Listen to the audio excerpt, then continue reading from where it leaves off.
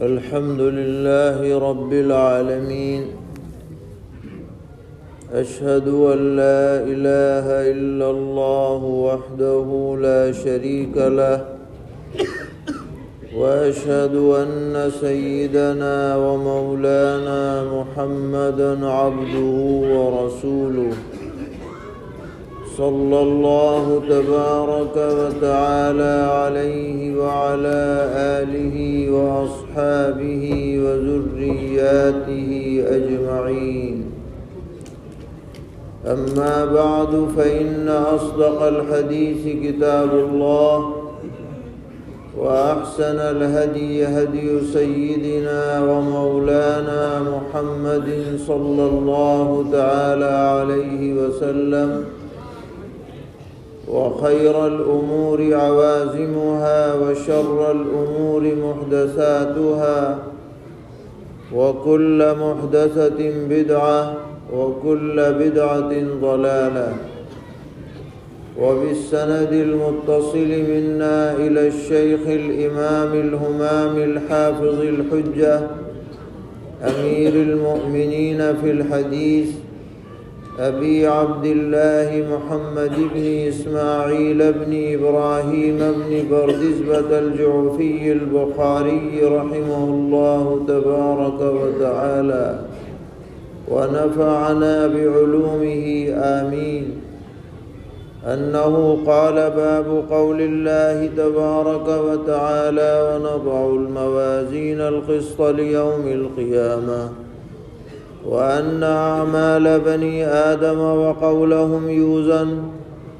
وقال مجاهد: القسطاس والعدل بالرومية، ويقال: والقسط مصدر المقسط وهو العادل، وأما القاسط فهو الجائر. وبه قال: حدثنا أحمد بن إشكاب قال: حدثنا محمد بن فضيل عن عمارة بن القعقاع عن أبي زرعة عن أبي هريرة رضي الله تعالى عنه قال: قال النبي صلى الله تعالى عليه وسلم: كلمتان حبيبتان إلى الرحمن، خفيفتان على اللسان، ثقيلتان في الميزان، سبحان الله وبحمده، سبحان الله العظيم.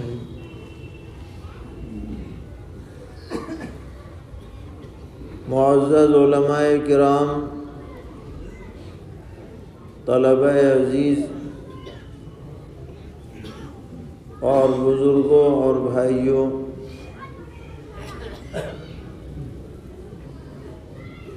یہ کتاب جو بخاری شریف کے نام سے جانی جاتی ہے، احادیث شریفہ کا سب سے معتبر اور صحیح ترین مجموعہ ہے، اور کہا جاتا ہے کہ اصح الکتب بعد کتاب اللہ، یعنی قرآن کریم کے بعد سب سے زیادہ صحیح کتاب یہی بخاری شریف ہے. اور اس کو حضرت امام بخاری رحمۃ اللہ علیہ نے بہت ہی محنت اور کاوش کے بعد نہایت ہی خلوص سے مرتب فرمایا ہے، اور آپ کے پیش نظر دو باتیں رہیں. پہلی بات یہ کہ احادیث شریفہ صحیح سندوں کے ساتھ جمع ہوں، اور جو کچھ شر پسندوں نے غلط احادیث معاشرے میں رائج کر رکھی تھیں ان کی تردید ہو سکے، اور امت کے سامنے ایک ایسا مجموعہ آ سکے جو صرف صحیح احادیث پر مشتمل ہو،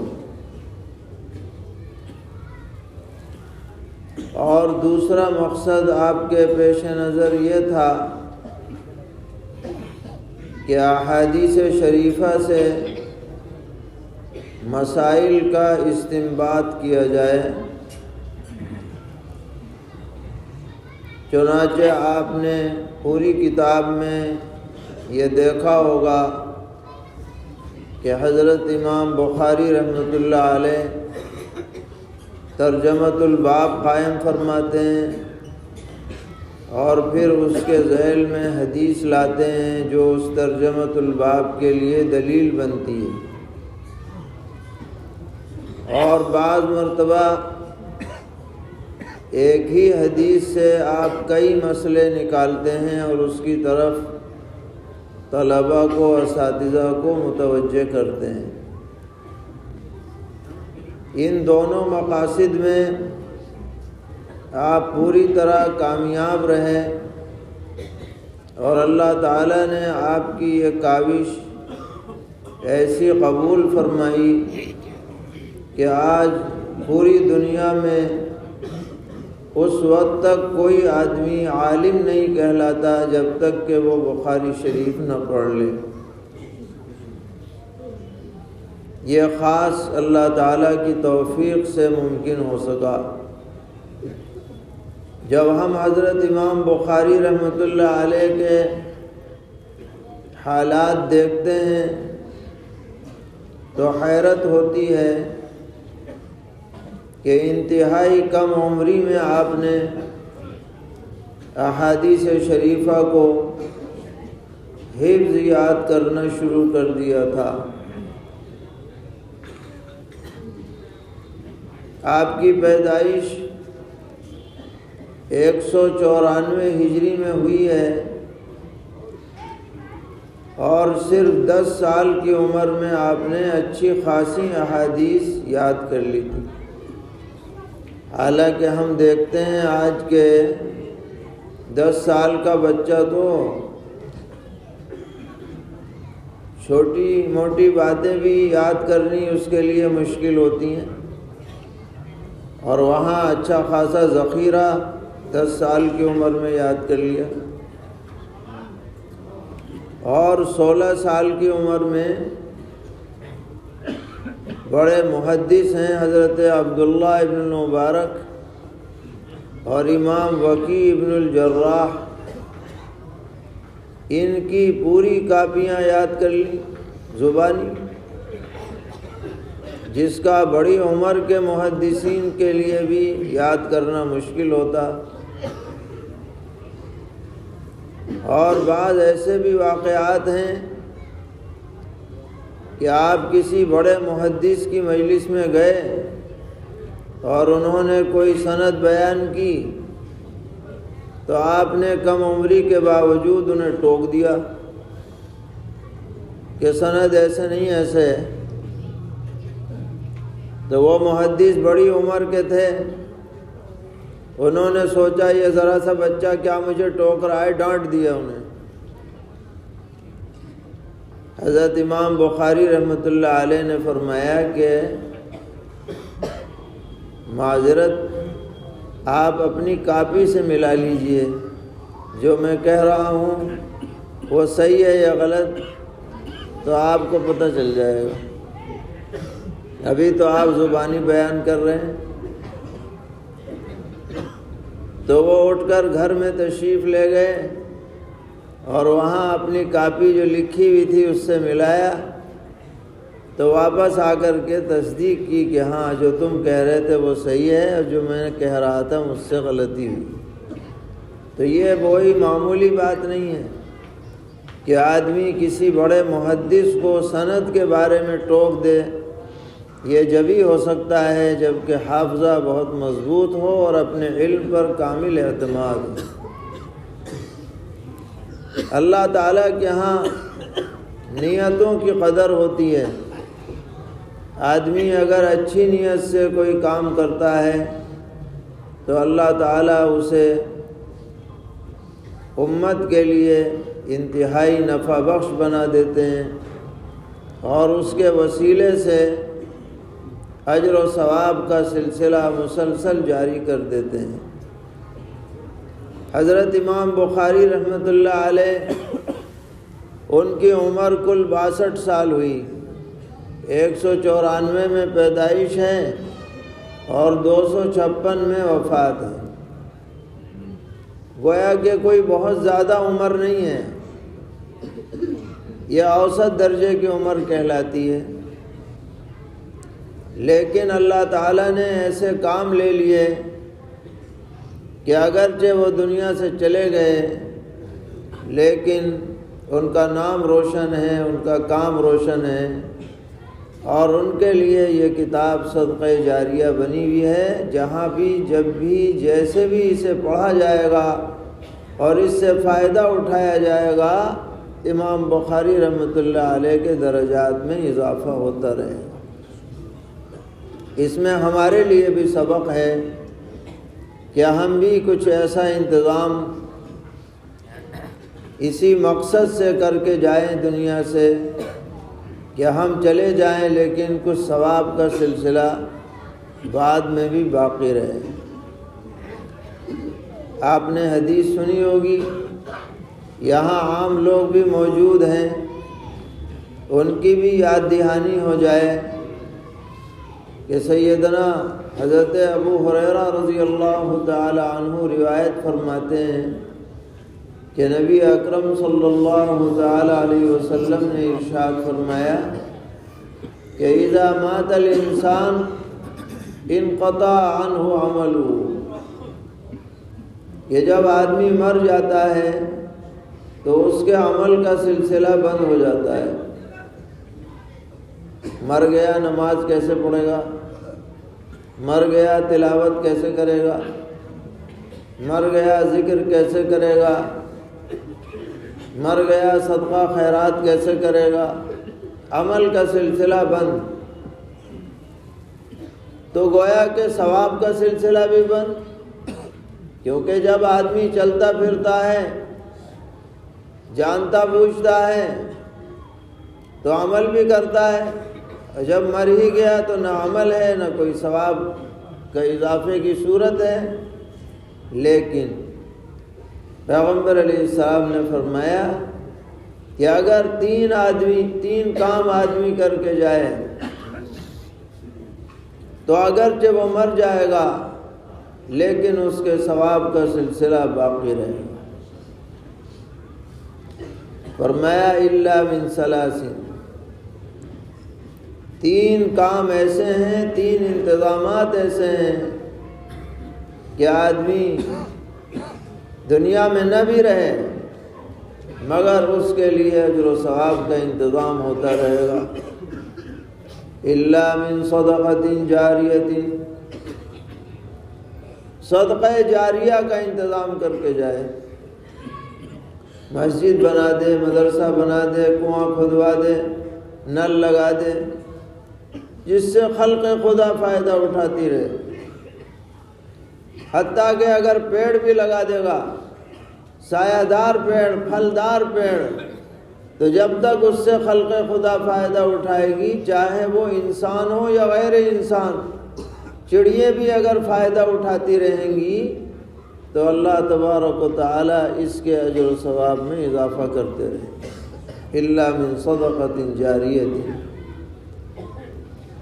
تو آدمی کو کچھ اس بارے میں فکر مند ہو کر کے کوشش کرنی چاہیے کہ ہمارا پیسہ کسی ایسی جگہ لگ جائے کہ ہم نہ بھی رہیں تو ہمارے لیے اجر و ثواب کا انتظام ہوتا رہے۔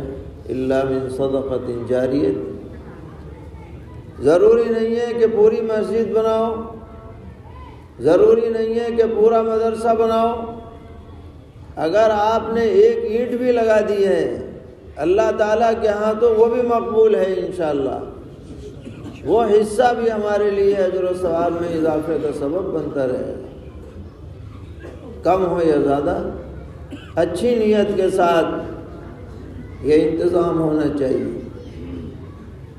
اور فرمایا او علم ينتفع به، یا آدمی کوئی علم چھوڑ کر کے جائے جس سے بعد میں بھی فائدہ اٹھایا جاتا رہے، تو جب تک یہ علمی تسلسل باقی رہے گا اس مرنے والے کے اجر و ثواب میں اضافہ ہوتا رہے گا۔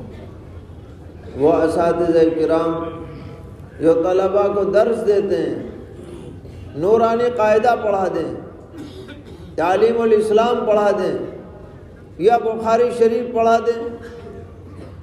دیں، تو جب تک یہ پڑھنے والے رہیں گے، پھر آگے ان سے پڑھنے والے رہیں گے، پھر ان سے پڑھنے والے رہیں گے، اس استاذ کے اجر و ثواب میں اضافہ ہوتا رہے گا، کیونکہ یہ علم نافع چھوڑ کر کے گیا ہے۔ کوئی کتاب لکھ دیں، مضمون لکھ دیں، رسالہ لکھ دیں، فتویٰ دے دیں، تو یہ نہ رہے، لیکن یہ کتابیں باقی رہیں گی، یہ فتاویٰ باقی رہیں گے، یہ رسائل باقی رہیں گے، ان سے فائدہ اٹھایا جاتا رہے گا اور اس کے اجر و ثواب میں اضافہ ہوگا۔ اور تیسری چیز پیغمبر علیہ السلام نے فرمائی، او ولد صالح یدعو لہ، یا اپنا کوئی ایسا نیک بیٹا بیٹی چھوڑ کر کے جائے جو مرنے کے بعد اس کے لیے دعائے خیر کرتا رہے۔ یاد رکھیے گا، ہمارے مرنے کے بعد ہماری اولاد جتنا ہمیں یاد رکھ سکتی ہے اور کوئی یاد نہیں رکھ سکتا، اور کوئی یاد کرے گا تو روا روی میں کرے گا، رشتہ داری نبھانے کے طور پر کرے گا، لیکن اگر ہم نے اپنی اولاد کو دین سکھلایا ہے، قرآن پڑھایا ہے اور حافظ قرآن بنایا ہے، عالم دین بنایا ہے، تو اس کے ہر عمل میں انشاءاللہ ہمارا بھی حصہ ہوگا، ہمارے لیے بھی اجر و ثواب کا انتظام ہوگا۔ اس لیے سبھی کو چاہیے کہ وہ اپنی نسلوں میں قرآن پاک، علم دین، ان کی دینی تربیت، اچھے اخلاق، بہترین ان کی تعلیم، اس کا انتظام کر کے جائیں تاکہ یہ ہمارے لیے بعد میں کام آ سکے۔ تو ہم یہ عرض کر رہے ہیں کہ حضرت امام بخاری رحمۃ اللہ علیہ نے علم نافع چھوڑا ہے امت کے لیے، ایک ایسی نفع بخش معتبر مستند کتاب چھوڑی ہے جس سے قیامت تک امت فائدہ اٹھاتی رہے گی۔ یہ ہمارے لیے ایک نمونہ ہے، اور اس بات کی طرف ہمیں نصیحت ملتی ہے کہ ہم بھی کوئی ایسا کام کر کے دنیا سے جائیں کہ ہم نہ بھی رہیں پھر بھی ہمارے لیے اجر و ثواب کا انتظام ہوتا رہے۔ اگر ہماری نیت اچھی ہوگی اور صحیح ارادہ ہوگا تو اللہ تعالیٰ کی مدد شامل حال ہوگی۔ حضرت امام بخاری رحمۃ اللہ علیہ نے کتاب کا آغاز فرمایا وحی کے موضوع سے۔ وحی وہ ہدایت ہے جو خاص طور پر اللہ تعالیٰ کی طرف سے اپنے مخصوص بندوں پر نازل کی جاتی رہی ہے، جس کی مختلف شکلیں ہوتی تھیں جو آپ کو بتائی گئی ہوں گی۔ کبھی براہ راست قلب اطہر پر نزول ہوتا تھا، کبھی فرشتہ لے کر کے آتا تھا، کبھی خواب دکھایا جاتا تھا، اور یہ وحی ہر طرح کی خیر کا سرچشمہ ہے۔ اس موضوع سے کتاب کا آغاز کیا اور پہلی حدیث کیا لائے؟ انما الاعمال بالنیات، یعنی سارے اعمال کا اجر و ثواب اس کا مدار نیتوں کی درستگی پر ہے۔ اجر و ثواب بغیر حسن نیت کے ملنے والا نہیں۔ اس کے بعد پھر کتاب الایمان ہے، کتاب العلم ہے، طہارت ہے، نماز ہے، زکوٰۃ ہے وغیرہ، سارے ابواب آپ پڑھ چکے۔ آخر میں جو باب ہے وہ کتاب التوحید والرد علی الجہمیہ۔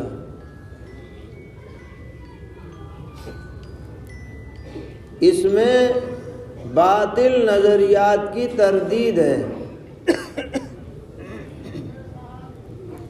اور اس پر اچھا خاصا حصہ اس کتاب کا اس پر مشتمل ہے، 2-4 صفحے نہیں ہیں، کافی صفحات ہیں، کافی احادیث ہیں، ابواب ہیں۔ اس سے یہ بتلانا مقصود ہے کہ دین صحیح اس وقت تک اجاگر نہیں ہو سکتا جب تک کہ غلط کو غلط نہ کہا جائے۔ بغیر غلط نظریات کی تردید کے حق کو آدمی سامنے نہیں لا سکتا ہے۔ تو بہت سے نظریات کی تردید آپ نے پڑھی۔ یہ جو باب اس وقت اخیر میں آ رہا ہے، اس میں بعض معتزلہ کے علماء نے یہ بات کہی کہ قرآن پاک میں اور احادیث شریفہ میں جو وزن اعمال کا تذکرہ ہے، اس سے باقاعدہ وزن مراد نہیں ہے، بلکہ اللہ کی طرف سے انصاف کرنا مراد ہے، تولنا مراد نہیں ہے، ترازو نہیں ہے۔ پوچھا گیا کہ بھائی تم منع کیوں کر رہے ہو؟ قرآن میں تو فرمایا گیا والوزن یومئذ الحق، قیامت کے دن وزن برحق ہے، اور تم انکار کر رہے ہو۔ کہنے لگے کہ ہماری عقل میں نہیں آتی یہ بات کہ نماز کیسے تلے گی، سبحان اللہ کیسے تلے گا، الحمدللہ کیسے تلے گا، یہ تو اعراض ہیں، ان کا تو کوئی ظاہری وجود نہیں ہے، یہ کوئی مجسم شکل نہیں ہے، تو ان کا تول کیسے ہو سکتا ہے؟ لہذا وزن سے یہاں وزن مراد نہیں ہے، بلکہ اللہ کی طرف سے انصاف کرنا مراد ہے۔ حالانکہ تمام اہل سنت والجماعت علماء حق کا یہ فیصلہ ہے کہ وزن سے وزن ہی مراد ہے، میزان سے یعنی ترازو ہی مراد ہے، اور اعمال بھی تولے جائیں گے اور اقوال بھی تولے جائیں گے۔ ہماری گدی میں بات آئے یا نہ آئے، مگر جب اللہ تعالیٰ نے فرما دیا تو اب اس میں کوئی تعویل کی گنجائش نہیں ہے، اس پر یقین کرنا ضروری ہے۔ اور آج بہت سی ایسی چیزیں پیدا ہو گئی ہیں جن سے ہم نظر نہ آنے والی چیزوں کو بھی ناپ لیتے ہیں، حرارت برودت ناپ لیتے ہیں، اور بدن کی بہت سی چیزیں ناپ لیتے ہیں، حالانکہ نظر کچھ نہیں آتا۔ تو جب ہم ایسے آلات بنا سکتے ہیں تو اللہ تعالیٰ کے لیے یہ عمل کیسے قابل تعجب ہو سکتا ہے؟ تو حضرت امام بخاری رحمۃ اللہ علیہ نے آیت پیش کی کہ اللہ تعالیٰ فرماتے ہیں وَنَضَعُ الْمَوَازِينَ الْقِسْطَ لِيَوْمِ الْقِيَامَةِ، کہ ہم قیامت میں انصاف کے ترازو قائم کریں گے۔ اور یہ دعویٰ فرمایا حضرت امام بخاری رحمۃ اللہ علیہ نے کہ ان اعمال بنی آدم وقولهم یوزن، کہ اقوال بھی تلیں گے اعمال بھی تلیں گے تمام انسانوں کے۔ اس کے بعد فرمایا کہ قرآن کریم میں وَزِنُوا بِالْقِسْطَاسِ الْمُسْتَقِيم آیت آئی ہے۔ یہ جو القسطاس یا القسطاس ہے، یہ عدل اور انصاف کے معنی میں ہے رومی زبان میں، مگر اسے عربی میں استعمال کر لیا گیا ہے۔ پھر ایک نقطہ پیش فرمایا کہ یہ جو المقسط ہے، المقسط منصف کے معنی میں یہ قسط سے ماخوذ ہے۔ قسط کے معنی انصاف کے آتے ہیں، مقسط کے معنی انصاف کرنے والا۔ وَيُقَالُ الْقِسْطُ مَصْدَرُ الْمُقْسِطِ، اور فرمایا وَأَمَّا الْقَاسِطُ فَهُوَ الْجَائِرُ، اور جو قاسط کا لفظ ہے یہ قسطن سے اسم فاعل ہے اور ثلاثی میں استعمال ہوا ہے، اس کے معنی ظالم کے آتے ہیں۔ تو قسط سے مقسط ہے اور قسط سے قاسط ہے۔ بعض حضرات اہل لغت نے فرمایا کہ قسط کے معنی حصے کے آتے ہیں، اور قسط کا مطلب ہوتا ہے دوسرے کا حصہ لینا، اور اقساط کا مطلب ہوتا ہے دوسرے کا حصہ دینا۔ تو دوسرے کا حصہ آدمی لے گا تو ظالم ہوگا، اور دوسرے کا حصہ اسے دے دے گا تو منصف اور عادل کہلائے گا۔ تو یہ قسط اور قسط زبر زیر کے فرق سے حکم معنی بدل جاتے ہیں۔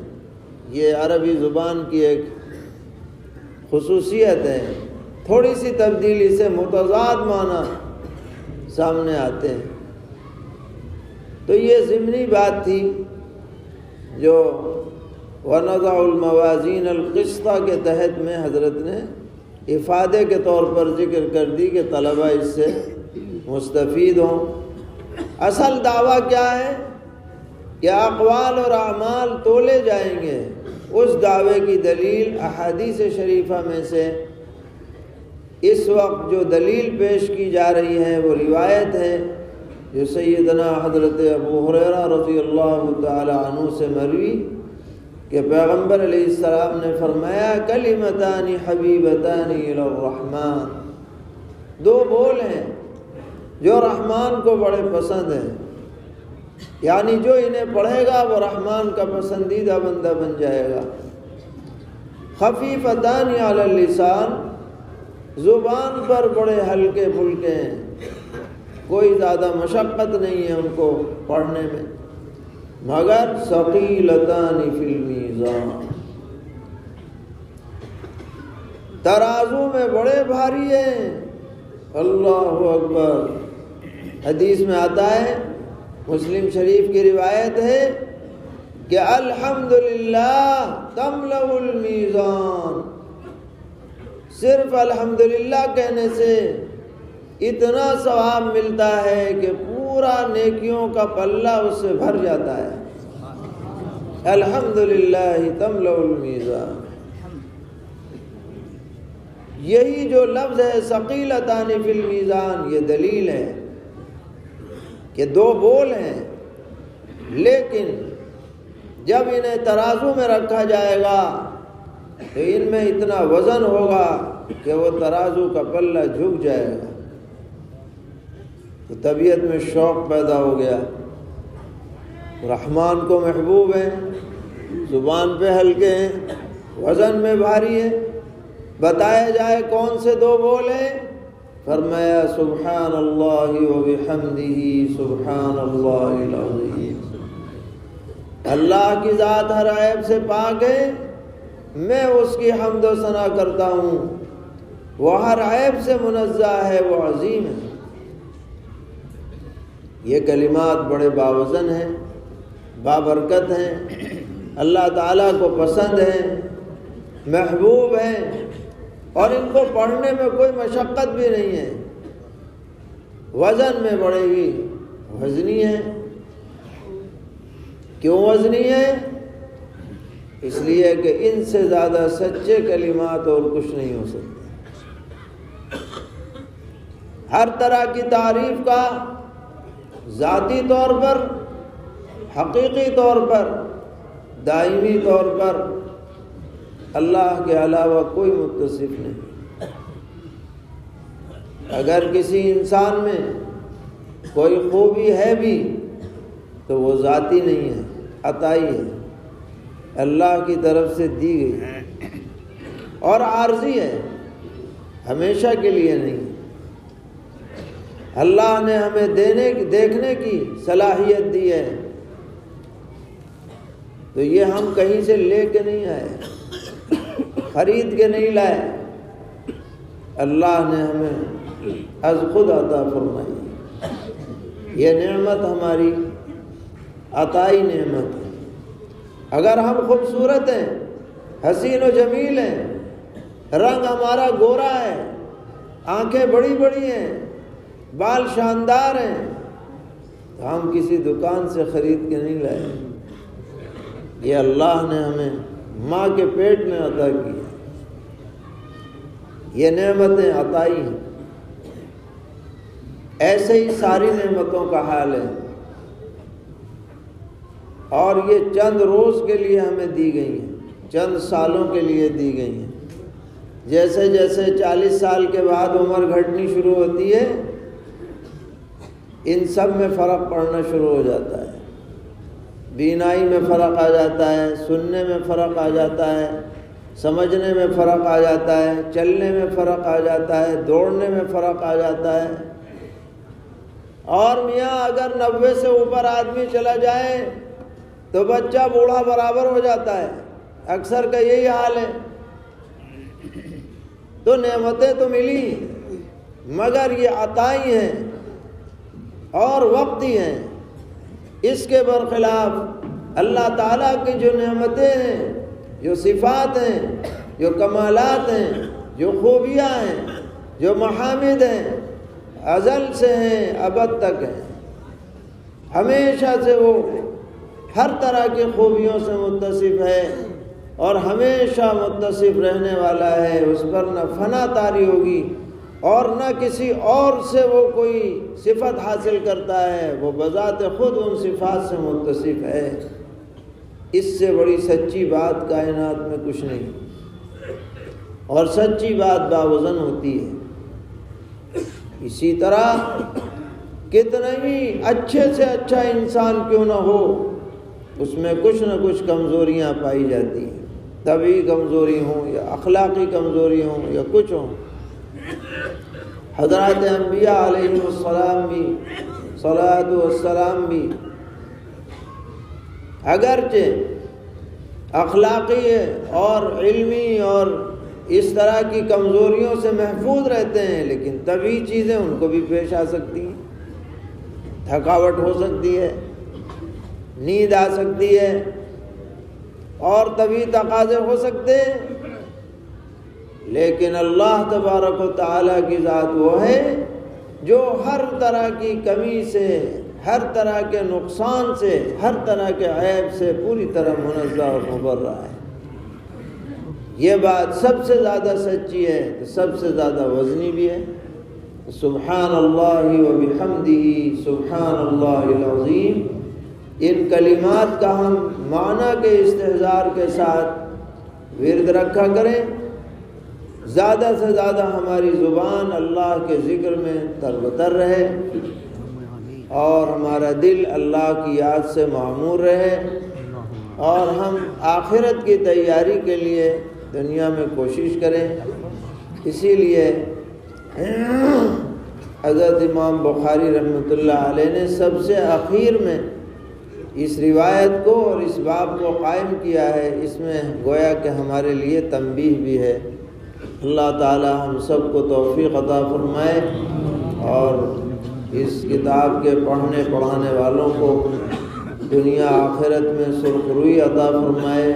ہمارے جو بھی طلبہ پڑھ رہے ہیں بسہولت ان کی تکمیل کے فیصلے فرمائے، اور اس مدرسے میں اور تمام مدارس میں خیر و برکت کے فیصلے فرمائے، شرور و فتن سے حفاظت کے فیصلے فرمائے۔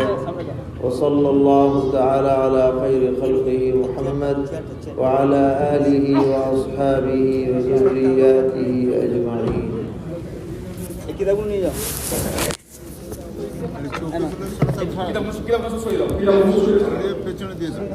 আমি নাম করে রাখবো।